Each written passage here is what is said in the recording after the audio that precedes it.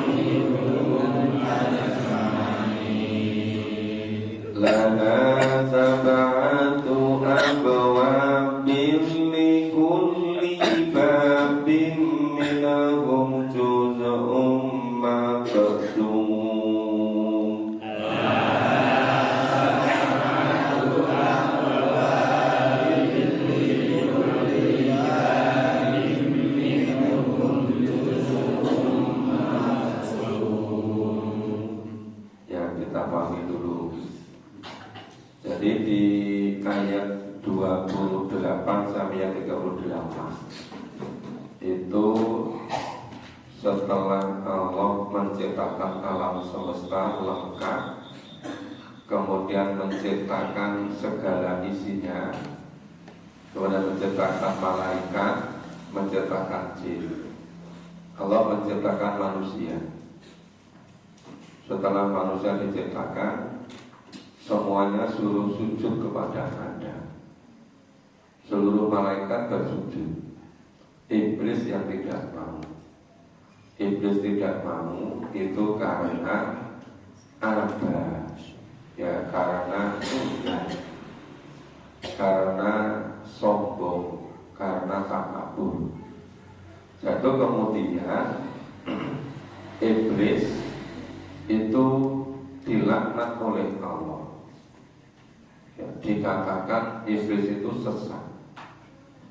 Kemudian Iblis menerima itu. Kemudian Iblis meminta kepada Allah untuk diberi keleluasaan untuk menggoda manusia, agar manusia ini mengikuti Iblis, ya, ikut sesat itu.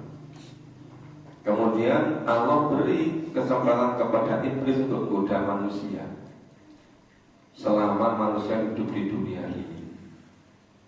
Maka yang ayat 39 itu qala, yang berkata ini iblis. Iblis berkata, Rabbi bima aghwaytani la uzayyina lahum fil ardh. Ya Tuhanku, oleh sebab Engkau telah memutuskan bahwa aku ini sesat, pasti aku akan menjadikan manusia memandang baik perbuatan maksiat di muka bumi ini. Jadi manusia-manusia yang berbuat maksiat, berbuat jahat, mereka merasa berbuat baik. Jadi diputar balikkan ya, sebagaimana iblis berhasil menggoda Adam dan Hawa ya, itu larangan dari Allah supaya Adam dan Hawa tidak mendekati pohon itu. Tapi iblis cara godanya sebaliknya. Iblis tanya sama Adam dan Hawa, ingin tinggal tetap di surga selama-lamanya apa tidak? Dia jawab iya. Ya, kalau ingin tinggal tetap di surga selama-lamanya, dekatilah pohon khuldi ini. Ini pohon kekekalan. Ya, Adam sama Hawa jadi bimbang, jadi ragu. Nah akhirnya dia tergoda, tergelincir oleh godaan iblis. Karena iblis menjanjikan kalau dekat pohon itu menjadi kekal, karena namanya pohon khuldi. Ya, itu awal mula keberhasilan iblis menggoda manusia.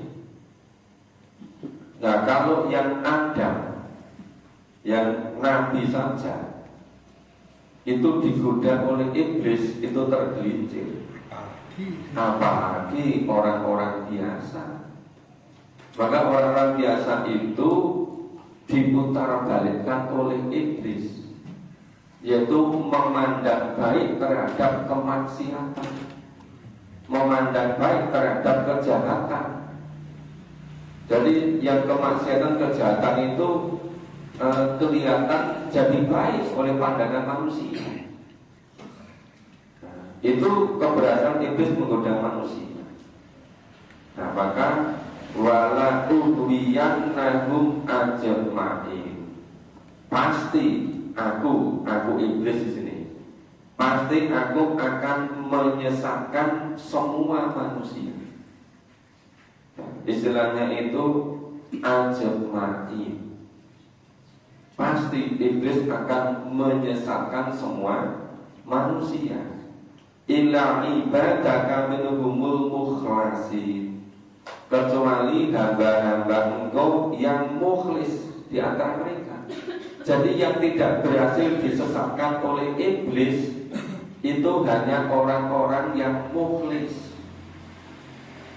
Makanya kenapa orang yang mulai memahami Al-Quran itu kalau niatnya nggak mukhlis, niatnya nggak murni lillah, niatnya nggak murni untuk menyiapkan kehidupan yang sebenarnya di akhirat, itu mudah sekali berhenti.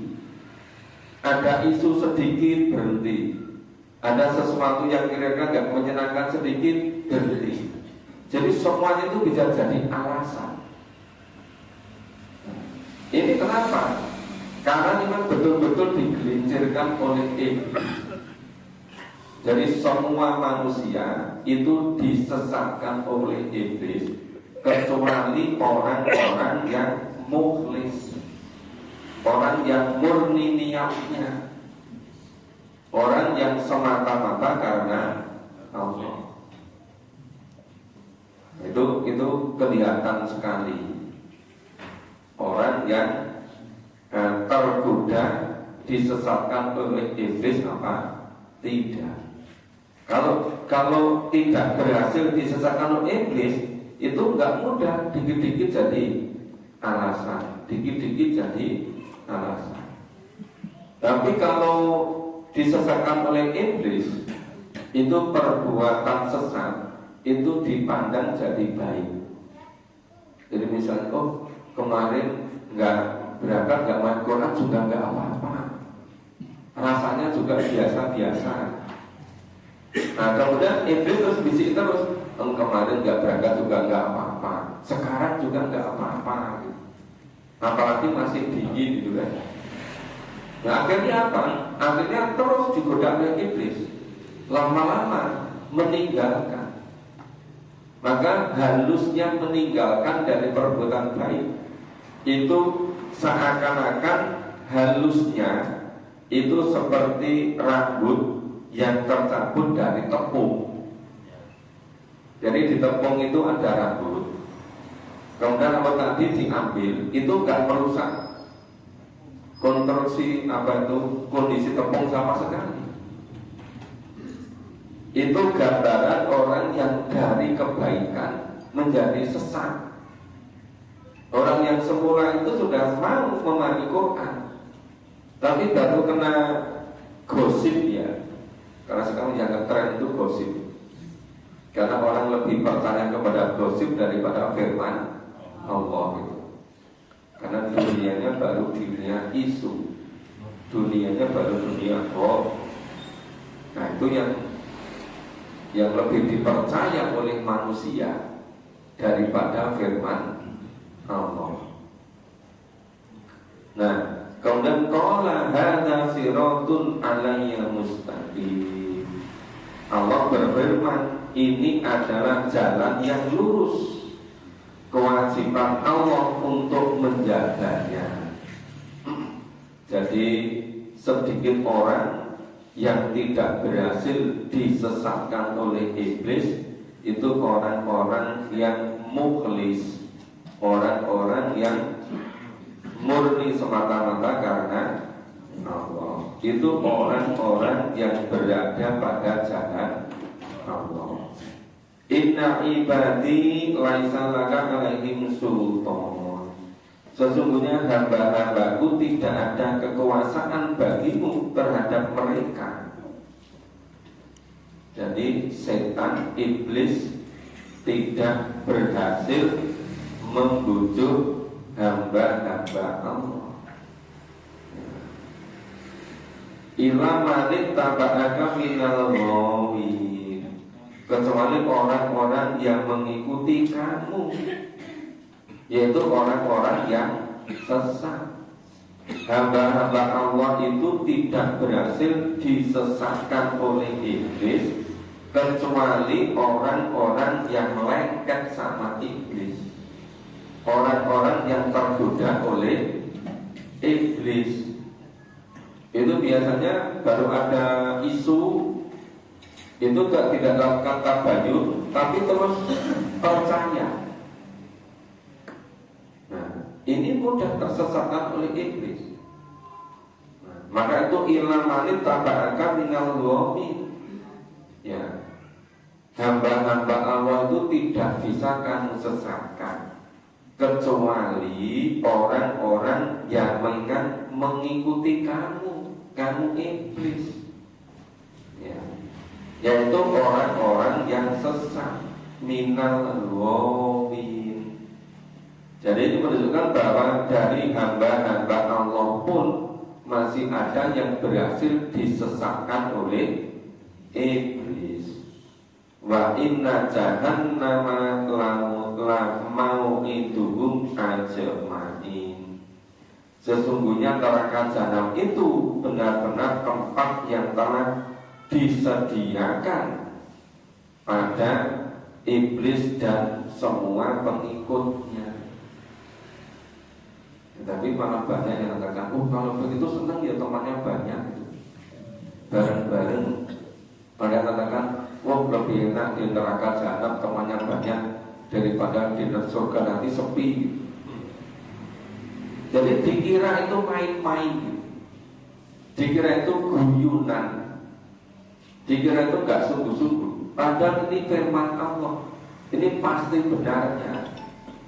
Karena sudah terbiasa itu ya lelahanan, sudah biasa melecehkan kebenaran, sampai firman Allah pun juga untuk olok-olokan, untuk guyunan.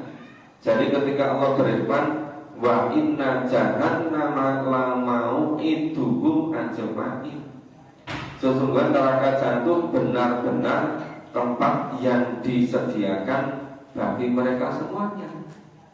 Malah gak percaya sama firman Allah ini, malah mengolok-olokkan, malah ngomong-ngomong sama teman-temannya, besok kamu senang di surga apa di neraka? Nah, kalau di surga sepi gak banyak temannya. Kalau di neraka temannya banyak gitu. Nah itu. Jadi seakan-akan melihat, memandang, persepsi mereka neraka itu seperti di dunia ini. Itu karena apa? Karena tidak mau memahami isi Al-Quran yang menjelaskan tentang neraka itu seperti apa, surga itu seperti apa. Jadi kehidupan di akhirat itu sama sekali berbeda dengan kehidupan di dunia ini.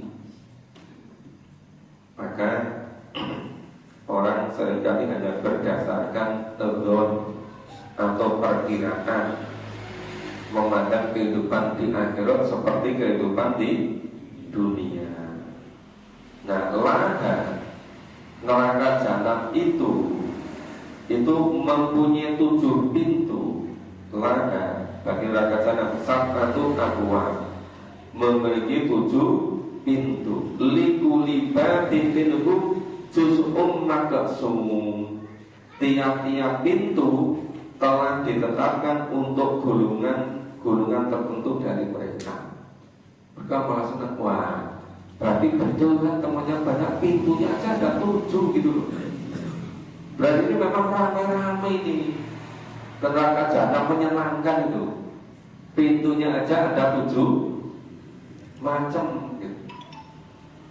Itu akibat tidak mengetahui neraka jahanam itu seperti apa. Itu nanti baru betul-betul menyesal ketika menjelang sakaratul maut. Gambaran siksa akhirat, ternyata jahanam itu gak seperti yang diperkirakan. Ternyata ngeri gitu. Padahal semuanya sudah dijelaskan di dalam Al-Quran. Kita lanjutkan baca. A'udzu billahi minasyaitonir rajim. A'udzu billahi minasyaitonir rajim. Innal muttaqina fi jannatin wa 'uyun. Innal muttaqina fi jannatin wa 'uyun. Udkhuluha bi salamin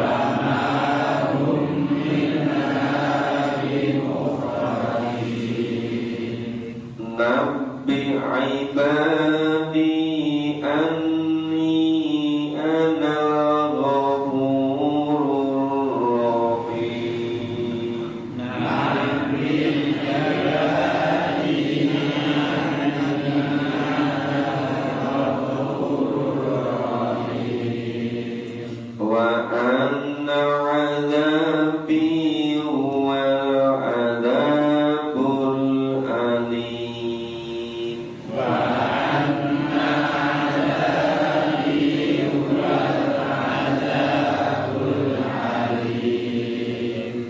Ini kondisi yang betul-betul kontras, yang betul-betul bertentangan, berbeda sama sekali. Ini innal muttaqina, sesungguhnya orang-orang yang bertakwa, fi jannatin wa uyun, berada di dalam surga yang di dalamnya terdapat mata air yang mengalir. Udkhuluha bisalamin aminin, ya, masuklah ke dalam surga dengan sejahtera lagi aman di dalamnya. Yang disuruh masuk ke surga siapa? Orang-orang yang muttaqin. Wa nazzalna ma fi sudurihim min ghillin ikhwana. Allah lenyapkan segala rasa dendam yang berada dalam hati mereka. Di surga gak ada lagi rasa dendam. Di surga gak ada lagi rasa permusuhan. Semuanya sudah dibersihkan, ya. Sedang mereka merasa bersaudara. Mereka duduk-duduk berhadapan-hadapan satu dengan yang lain, berada di atas dipan-dipan. Ya, Bapak Ibu gambarkan, kalau misalnya kondisi sekarang ini ada masjid-masjid yang bagus, yang kebersihannya, fasilitasnya melebihi bintang 5. Sekarang mulai ada kan? Nah, kemudian di sebelah masjid itu disediakan tempat-tempat yang jauh lebih mewah daripada bintang 5, daripada hotel bintang 5. Ya, di situ ada tamannya, ada kebun buahnya, lengkap itu. Saya membaca di buku-buku sejarah, namanya sejarah peradaban Islam. Itu di zaman kejayaan peradaban umat Islam, itu di batas-batas kota. Jadi misalnya itu kan ada batas Prambanan antara Jawa Tengah dengan Digi. Yang dari sebelah barat masuk ke tengah atau bisa masuk ke Jawa Tengah gitu ya. Yang dari sebelah timur nanti masuk ke Digi. Nah, begitu masuk ke tadi batas kota itu disediakan seperti hotel-hotel. Itu fasilitas lengkap, itu gratis. Itu namanya memuliakan tamu. Itu melaksanakan tuntunan Allah dan Rasul. Itu berjalan beratus-ratus tahun itu. Jadi pernah di alam dunia ini ada suatu masa di suatu wilayah, ya sebagian besar kira-kira sampai 2/3 bulan dunia itu dipimpin oleh umat Islam. Dan waktunya beratus-ratus tahun, bisa 800-an tahun. Nah, itu terjadi seperti itu. Jadi tidak kalah dengan yang digambarkan di surat Sabah ayat 15. Itu baldatun thayyibatun wa rabbun ghafur. Itu pernah terjadi. Jadi bukan hanya kebutuhan makan, minum, makanan pokok, termasuk tempat tinggalnya. Nah, bukan seperti ngantri cari belas murah aja sampai anaknya 2 hanyut tenggelam. Bapak Ibu dengar beritanya kan? Saking maunya itu mencari beras yang harga murah untuk makan anak-anaknya. Dapat beras, anaknya sudah meninggal. Coba gitu. Sampai terjadi seperti itu. Nah, kembali ke tadi, sekarang mulai ada lagi kan tadi, misalnya ada yang memulai bangun masjid yang bagus, disediakan fasilitasnya gitu kan. Misalnya ada konglomerat yang kaya raya memiliki sekian banyak pabrik, kemudian bikin masjid yang bagus sekali, disediakan juga tempat penginapan yang sangat bagus, dan itu untuk fasilitas orang-orang yang melakukan perjalanan, para musafir. Sekarang sudah mulai ada lagi. Nah, nanti kalau semakin banyak, mungkin sudah mulai kelihatan tanda-tanda. Nah, ini tuntunan Allah dan Rasul mulai dilaksanakan kembali. Tapi juga nggak tahu sampai kapan itu bisa berjalan lebih bagus ya. Nah, ini tadi gambaran di surga. Surga yang disediakan untuk orang-orang yang bertakwa.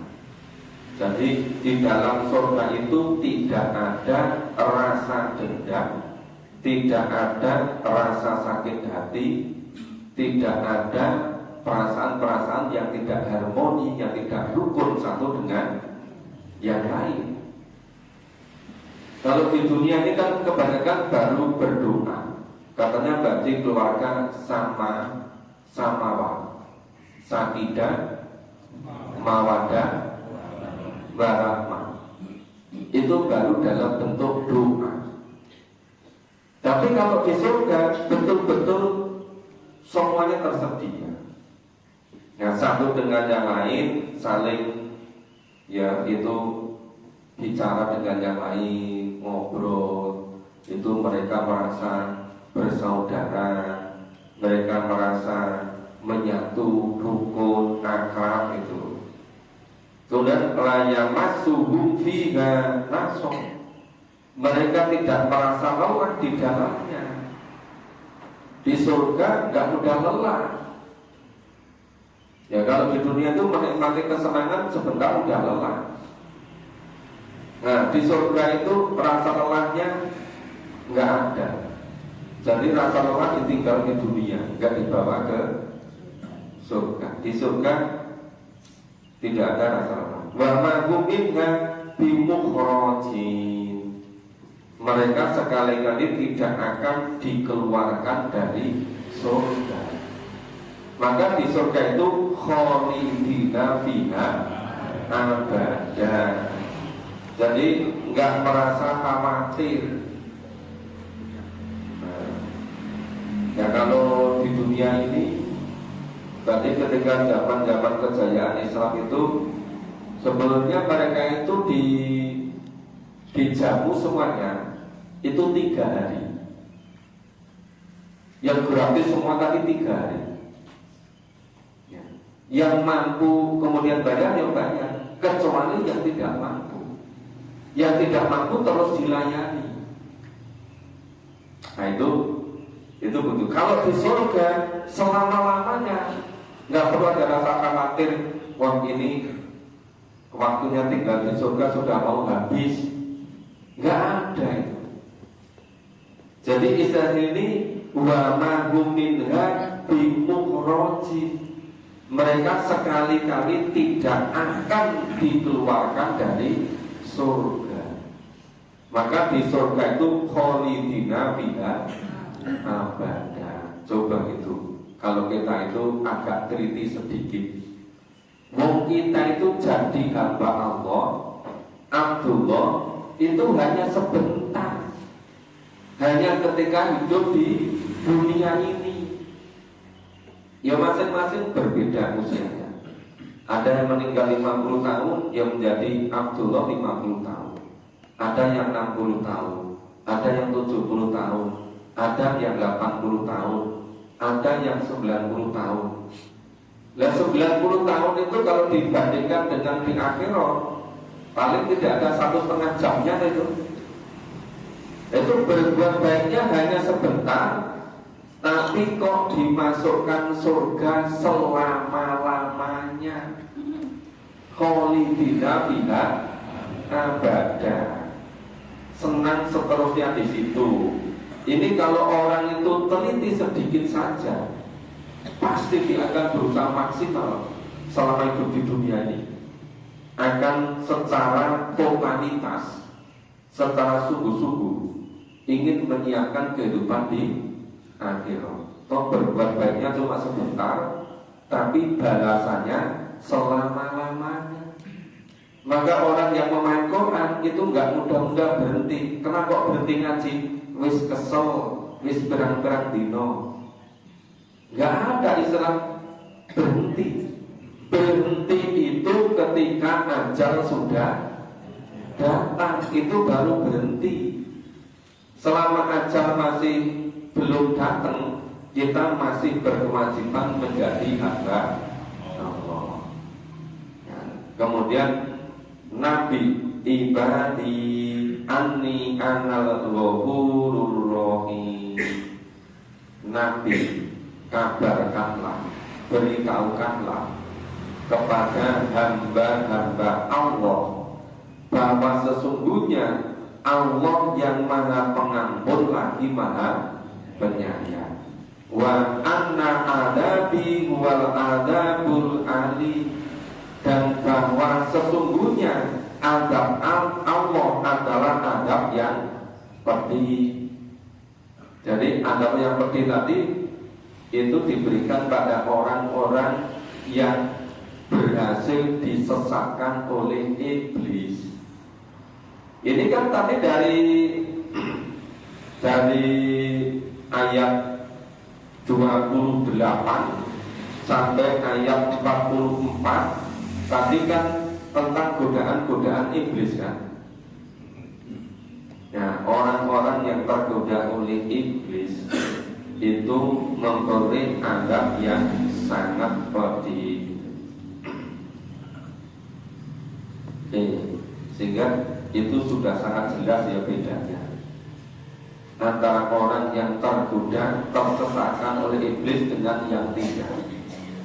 Nanti di akhiratnya itu yang orang-orang yang disesatkan oleh iblis tempatnya di neraka jahanam.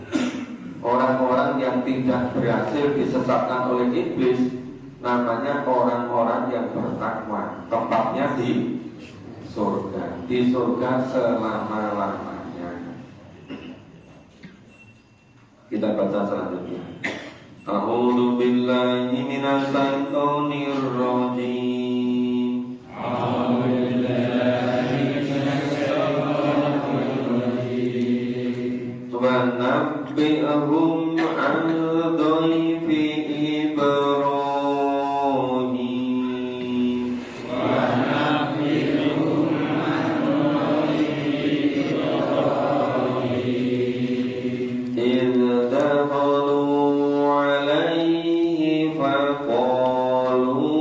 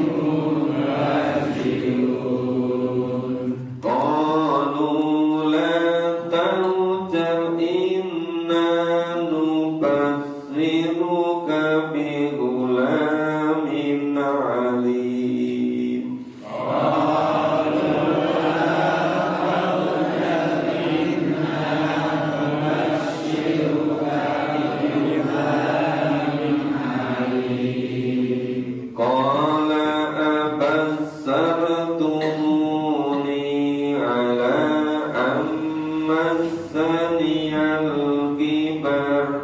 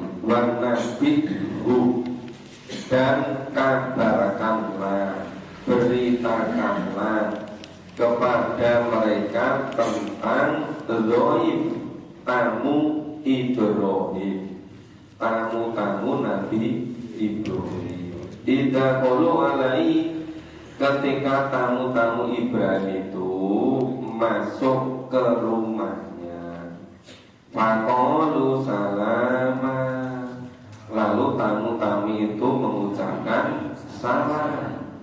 Qala inna minkum wajilun. Ibrahim berkata, sesungguhnya kami merasa takut kepadamu. Qalu, mereka para tamu tadi berkata, la taujal inna nubassiruka bi ghulamin ali.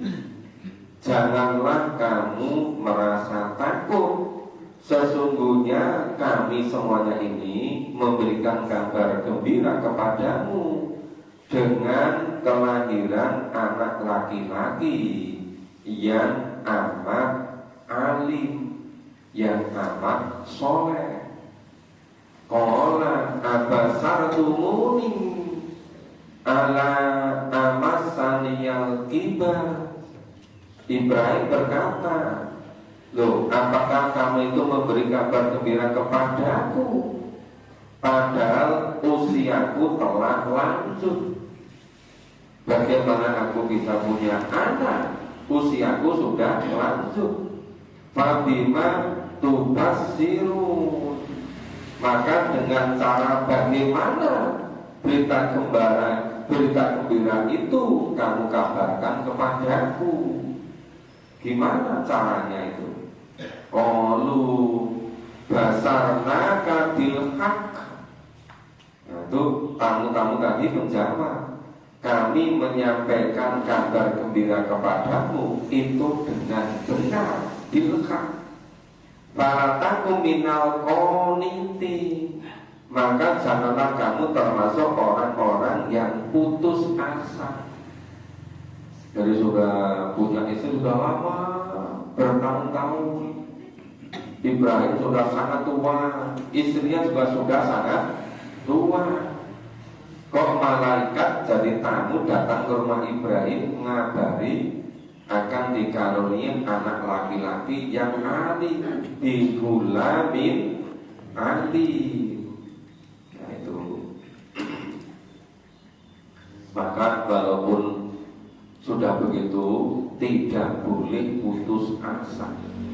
Fala taku minal qanitin. Maka janganlah kamu termasuk orang-orang yang berputus asa. Qala wa may yaqnatu min rahmati rabbi. Ibrahim berkata, tidak ada orang yang berputus asa dari rahmat Tuhan illa dhalun, kecuali orang-orang yang sesat. Nah, karena Nabi enggak mungkin sesat, maka Nabi tidak akan putus asa. Qala fama khatbukum ayyuhal mursalun. Lalu Ibrahim berkata, apakah urusanmu yang terpenting selain ini, selain berkabar gembira ini, baik para utusan Allah? Qalu, para utusan Allah tadi, para malaikat tadi menjawab, inna ursilna ila qaumin mujrimin. Sesungguhnya kami diutus oleh Allah kepada kaum yang berdosa. Diutus oleh Allah pada kaum pendosa, yaitu mau mengadab, mau menghabisi kaum Nabi Lut. Jadi para malaikat itu diutus oleh Allah untuk mengadab kaum Nabi Lut, tapi mampir rumahnya Ibrahim. Tampaknya tugas malaikat itu banyak yang mampir-mampir juga. Ya. Maka ini yang azab kepada kaum umatnya kaum Nabi Lut itu dijelaskan mulai ayat 59 sampai ayat 77.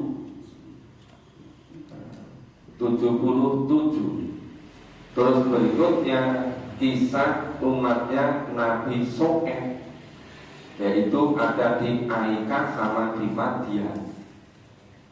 Kemudian kisah umatnya kisah kaum Thamud ayat 80 sampai 86. Nah, sehingga ini